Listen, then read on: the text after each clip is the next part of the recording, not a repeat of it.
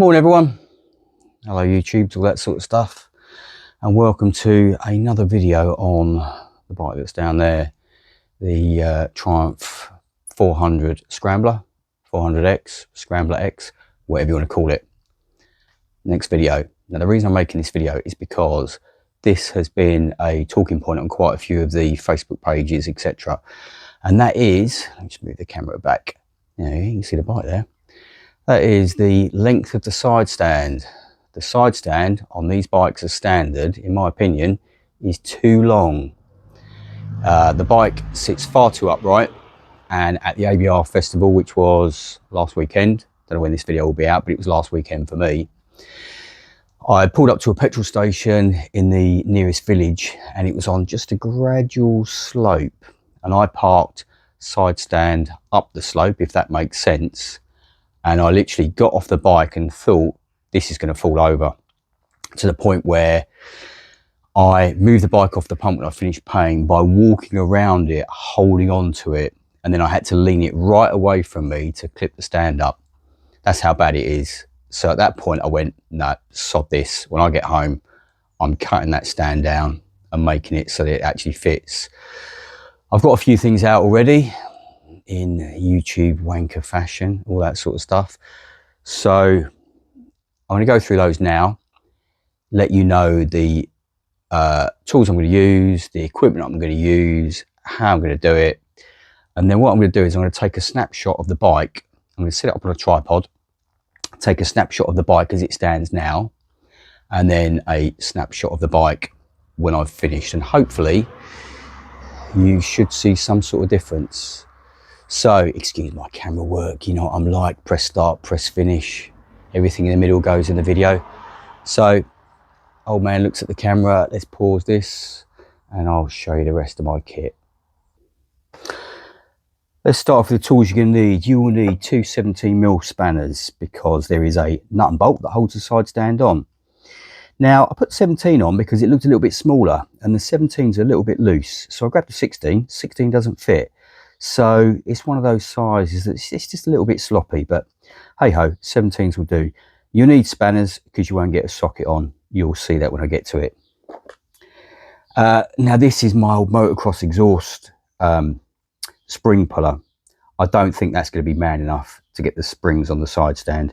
That might be a struggle. If ever you fit a side stand with the springs, you will know what I'm talking about. But a spring puller of some sort will help you a lot, because using pliers and stuff like that, or screwdrivers to leave them on, is a pain.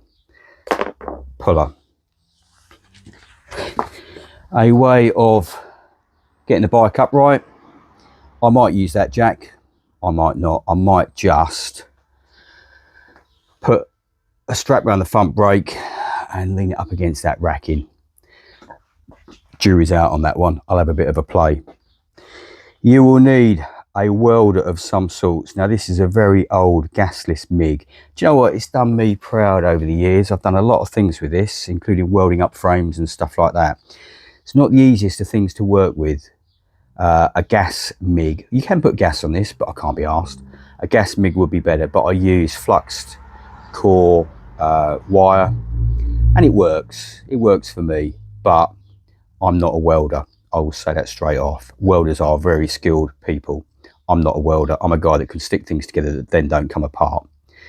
How it looks is another matter, but we'll get to that. Obviously gloves, and move everything away from the area you're going to be welding, because you will get a bit of spatter with that, and you don't want it landing on anything you don't want to get burnt holes in. This floor will have numerous holes somewhere.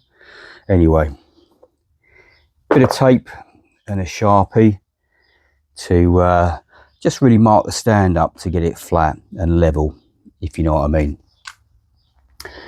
Then you're going to need a way of cutting it. So cordless disc cutter with some decent cutting discs, iron ear protection, very important. Ear, well, you know, play it by ear. Does that make sense? But eye protection, 100%.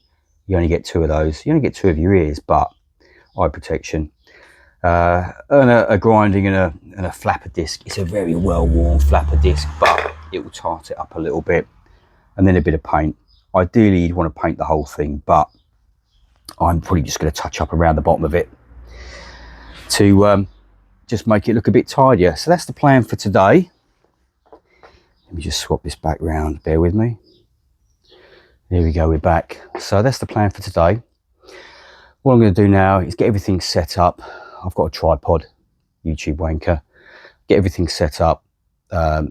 Quick snap of the bike as it stands in the position it is at the moment. I'm going to mark everything up. That might be on time lapse. I might talk through bits of it, but I'll mark everything up. Get the stand off, get it cut. I may cut it on the bike so I can then drop the bike down till I'm happy with the amount I've taken out, and I'll try and measure that to give you guys an idea of what I've cut out of it. Again, it's what I'm doing. What you might do might be different. You might want the bike sat a little bit more upright, you might want it laid a little bit further over. But I'm going to take a measurement now, give you an idea of the stock length. I'll try and find 2 fixed points, and then whatever I then cut out, I'll obviously then remeasure, and that'll give you an idea of what I've got lengthwise. I'll try and work out a way of doing it. Right, so with no further ado, let's crack on. Find the button. I know the camera is the other way around now, but it's the best way of getting the whole bike in the view. So this is a view of the bike as it stands, stood fairly upright. I've yet to cut the stand, so it's going to give you an idea, hopefully, when epoxy cars go past on the lane, hopefully give you an idea of how much further it's going to stand over and how much more secure it's going to be. Let's crack on, let's get this done. Now I've got steel rule, and I'm going to try and place it at the very base of that weld there. Try and keep it parallel to the stand, and then the easiest place to measure to as a fixed point is going to be probably the lug that holds the, I'm guessing that's a magnet, the magnet for the side stand. So let's try and get it parallel to the, get it parallel to the stand, and we are, slide it back a little bit so I can see, we are 239 mil. I think what I'm probably going to do is cut maybe 10 mil out, and I'm going to use this foot. I took the front of it off because it was catching as I was dropping it down, and I thought that might help it, but that hasn't cured it. So I'm going to cut, I'm going to start off with yeah, maybe 10 mil. I don't want to go too far because obviously that's going to cause problems, but let's get it taped up, get it marked up, cut a bit off and see how we get on. All I've done there is just taped it up so it's parallel to the ground. You won't be able to see it from that angle, but so it's parallel for the stand for when I cut it, allowing for it to be tilted over a tiny bit more. It's not going to be perfect, but it's going to be good as, because you want obviously this foot to sit flat on the floor. So let's get the stand off, let's cut it down, and we'll have a look.